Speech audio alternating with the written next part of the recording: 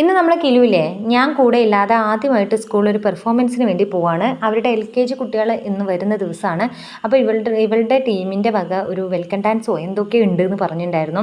അപ്പോൾ അതിനുള്ള കോസ്റ്റ്യൂമും മേക്കപ്പും ഒക്കെ ചെയ്തിട്ട് പോകണമെന്ന് പറഞ്ഞു. അപ്പോൾ നമ്മളിതാ ചെറുതായിട്ടുള്ള മേക്കപ്പ് മതിയെന്ന് ടീച്ചർ പറഞ്ഞിട്ടുള്ളതുകൊണ്ട് ചെറുതായിട്ടുള്ള മേക്കപ്പാണ് ഇട്ട് കൊടുത്തിട്ടുള്ളത്. എനിക്ക് നല്ല വിഷമമുണ്ട് കേട്ടോ, എനിക്ക് കൂടെ പോകാൻ പറ്റാത്തത്. ഞാൻ പോകാത്തതിനൊരു പ്രധാനപ്പെട്ട കാരണമുണ്ട്. അത് ഞാൻ തുടരെയുള്ള വീഡിയോയിൽ പറയാം എന്തുകൊണ്ടാണ് ഞാൻ പോകാത്തത് എന്നുള്ളത്. അപ്പോൾ ഇത് അവരുടെ കഴിഞ്ഞ വർഷത്തെ ഒരു ഡാൻസിൻ്റെ തന്നെ കോസ്റ്റ്യൂമാണ്.